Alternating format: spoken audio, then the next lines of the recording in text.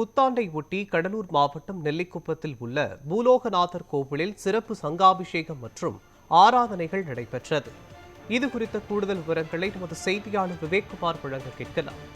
விவேக்குமார், வணக்கம். புத்தாண்டினை ஒட்டி பூலோகநாதர் கோவிலில் சிறப்பு சங்காபிஷேகம் மற்றும் ஆராதனைகள் வெகு சிறப்பாக நடைபெற்று வருகிறது. பற்றிய விவரங்கள் என்ன சொல்லுங்க? வணக்கம் மோகன். நெல்லிக்குப்பத்தில் உள்ள 1000 ஆண்டுகள் பழமை வாய்ந்த பூலோகநாதர் ஆலயத்தில் புத்தாண்டை ஒற்றி 108 சங்குகளில் புனித நீர் நிரப்பி சங்காபிஷேகம் நடைபெற்றது.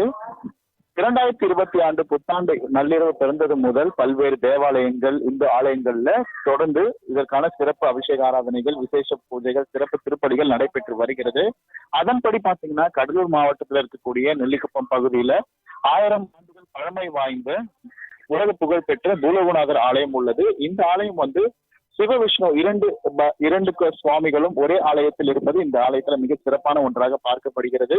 அதன்படி இந்த ஆலயத்துல புத்தாண்டு மற்றும் கார்த்திகை மாத சோமவாரங்கள்ல விசேஷ நாட்களில் சங்காபிஷேகம் நடைபெறுவது வழக்கம்.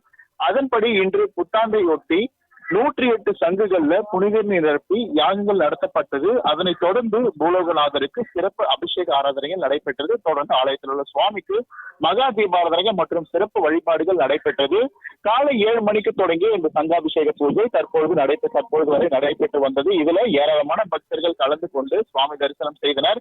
அதன்படி கடலூர் மாவட்டத்தில் இருக்கக்கூடிய பல்வேறு புகழ்பெற்ற ஆலயங்கள், திருவந்திபுரம் தேவநாத சுவாமி கோவில் உள்ளிட்ட பல்வேறு ஆலயங்கள்ல பொதுமக்கள் அதிகாலை முதலேயே திரண்டு நின்று நீண்ட வரிசையில் சுவாமி தரிசனம் செய்து வருகின்றனர். அதன்படி புகழ்பெற்ற ஆலயமாக விளங்கக்கூடிய இந்த பூலோகநாதர் ஆலயத்தில் வருஷத்திற்கு சிறப்பாக நடைபெறக்கூடிய இந்த சங்காபிஷேகம் இன்று புத்தாண்டையொட்டி வழக்கமாக சிறப்புடன் நடைபெற்றது. இதில் நெல்லிக்குப்பம் உள்ளிட்ட பல்வேறு பகுதிகளை சார்ந்த பொதுமக்கள் திரளாக கலந்து கொண்டு சுவாமி தரிசனம் செய்தனர். மோகன், 1000 ஆண்டுகள் பழமை வாய்ந்த பூலோகநாதர் கோவிலில் ஆங்கில வருட பிறப்பை ஒட்டி சிறப்பு பூஜைகள் மற்றும் சங்காபிஷேக ஆராதனைகள் நடைபெற்றது தொடர்பான விவரங்களை வழங்கியதற்கு நன்றி விவேக்குமார்.